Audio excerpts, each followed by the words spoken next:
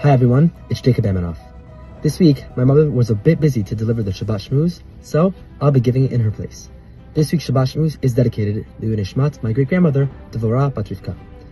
This week, we open up the third Sefer in the Chumash, Sefer Vayikra.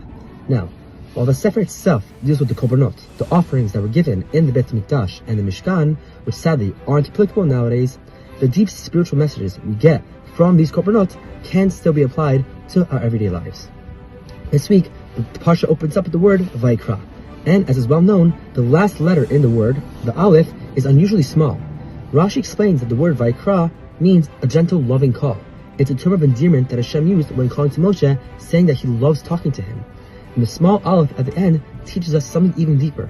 Hashem speaks with us always in a loving, but sometimes quiet manner. We just have to make sure to make our egos smaller and open our ears more to hear him and be attentive to his words. Even when life feels silent, even when we feel detached from Hashem, we have to realize Hashem is always calling out to us.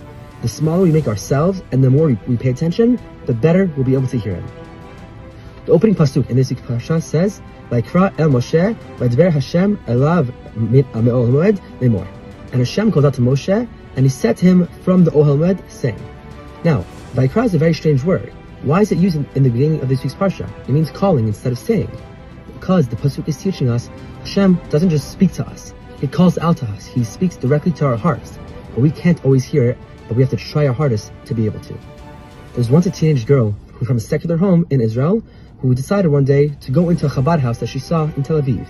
She was dressed very immodestly and felt very out of place there, and she didn't know if she wanted to stay or not.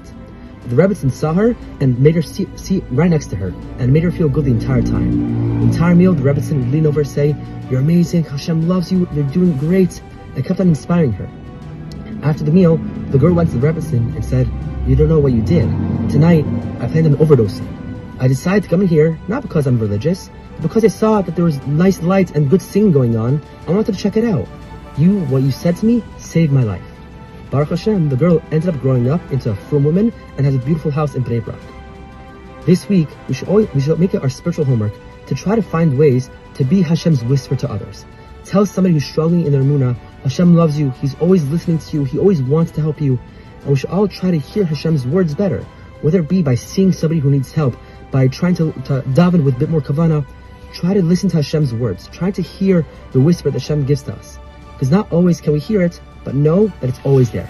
Shabbat Shalom.